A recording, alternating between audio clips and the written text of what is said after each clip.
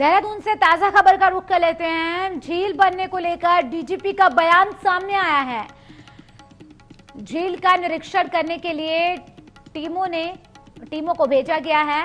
वहीं झील से रेगुलर पानी का डिस्चार्ज हो रहा है। एहतियात के तौर पर ऑटोमेटिक वार्निंग सिस्टम लगा दिया गया है। झील के आसपास एसडीआरएफ की टीमों को तैनात किया गया है। टनल से मिले शवों में से 13 की शिनाख्त भी हो चुकी है। डीजीपी की तरफ से ये बयान सामने आया है। तो राहत बचाव कार्य जो लगातार जारी है। इस बीच टनल से जो शव निकाले गए हैं उनमें से 13 की शिनाख्त हो गई है। उसमें हमने ग्राउंड रेकी के लिए एसडीआरएफ की टीम भेजी थी। कल 8 लोग गए थे उसमें।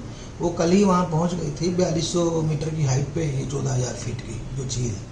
और बट लकीली उसमें अच्छी बात यह है कि झील से रेगुलर पानी का डिस्चार्ज हो रहा है, तो इसलिए खतरा नहीं है। फिर भी वार्निंग सिस्टम लगाने की जरूरत है, तो एक ऑटोमेटिक वार्निंग सिस्टम लगाएंगे।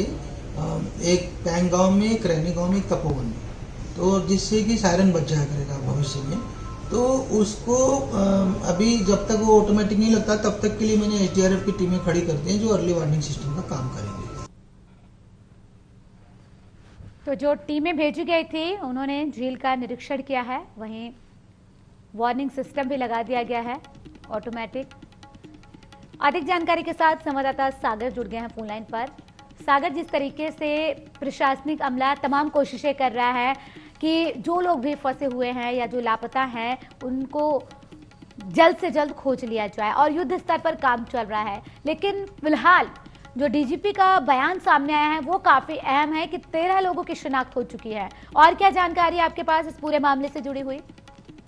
बिल्कुल, फिलहाल जो है वो 13 लोगों की शिनाख्त हो चुकी है और झील बनने की सूचना पर डीजीपी ने अहम बयान जारी किया है। देखिए, जिस तरीके से झील बनने की सूचना आई थी उसके बाद एसडीआरएफ की टीम को मौके पर भेजा गया और मौके पर जाकर जो है वो एसडीआरएफ की टीम ने मौका मुआयना किया। तो वहां पर जो है पानी का रिसाव, सबसे महत्वपूर्ण बात है कि झील से पानी का डिस्चार्ज हो रहा है। डीजीपी ने जानकारी देते हुए बताया कि फिलहाल कोई खतरा नहीं है, लेकिन एहतियात के तौर पर ऑटोमेटिक वार्निंग सिस्टम लगाया जाएगा।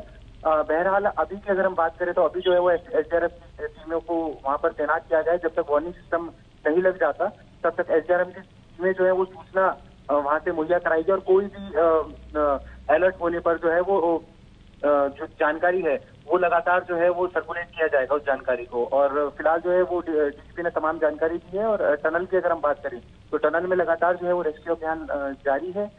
डायमीटर की अगर हम बात करें तो जिस तरीके से डायमीटर से होल किया हुआ था उस डायमीटर को और जो है वो बढ़ाया जा रहा है और लगातार जो है वो रेस्क्यू अभियान चलाया जा रहा है। जी, क्या किसी और को बरामद किया गया है जिंदा या फिर? जी बिल्कुल, फिलहाल मिली जानकारी के अनुसार देखिए 3 शवों की और शिनाख्त हो पाई है। उतने ही लोगों को जो है वो अभी तक उतने ही शवों को जो है वो रेस्क्यू किया गया है। जैसा मैंने कल भी बताया था कि महत्वपूर्ण ये है कि सुरक्षित लोगों को बाहर निकाला जाए, इसलिए प्रशासन की पहली पहल है कि जो लोग अंदर फंसे हुए हैं उनको बाहर निकाला जाए और उसके बाद जो है वो शवों को रेस्क्यू को पूर्ण तरीके से जो है वो अंजाम दिया जाएगा। जी, शुक्रिया तमाम जानकारी के लिए सागर।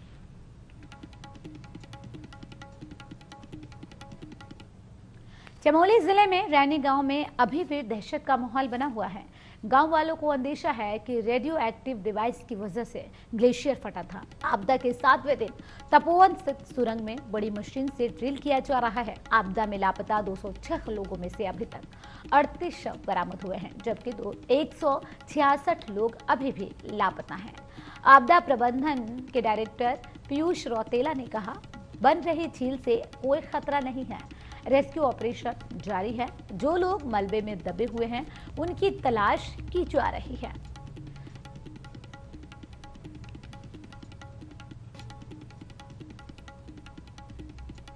उत्तराखंड के चमोली में आई आपदा के बाद से तपोवन के टनल में फंसे लोगों को निकालने का कार्य युद्ध स्तर पर चल रहा है। सेना और प्रशासन के इंजीनियर को टनल के अंदर ड्रिल करने में जुटे हुए हैं। अभी तक 30 फीट तक ड्रिल करने के बाद कैमरे की निगरानी कैमरे से की जा रही है और जानकारी ली जा रही है। प्रशासन अभी तक कोई भी सुराग नहीं पा सका है। तपोवन में रेस्क्यू के दौरान पानी आने के बाद से सर्च ऑपरेशन को रोकना पड़ गया था। प्रशासन का कहना है कि टनल में ड्रिल का कार्य जल्द खत्म हो सकता है।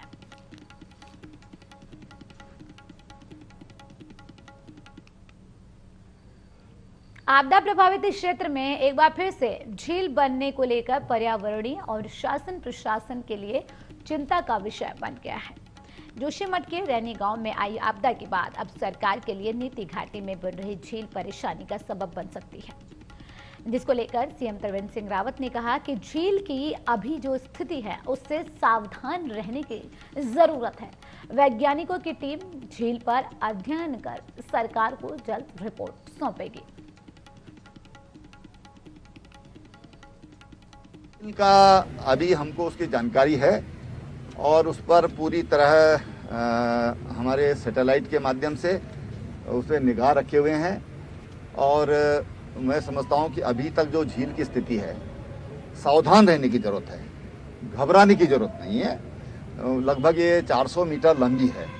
गहराई का अभी इसमें ज़्यादा अनुमान नहीं आ रहा है, लेकिन जो उसमें जो मुहाने पर जो सिल्ट आया है ऋषि गंगा से और जो रॉथिंग गार्ड जो है, तो उसको उसने पुश किया है। उसके कारण वहाँ पर लगभग एक 12 मीटर उसकी हाइट नज़र आ रही है, लेकिन पानी उसमें कितना है अभी वो क्लियर नहीं हुआ है।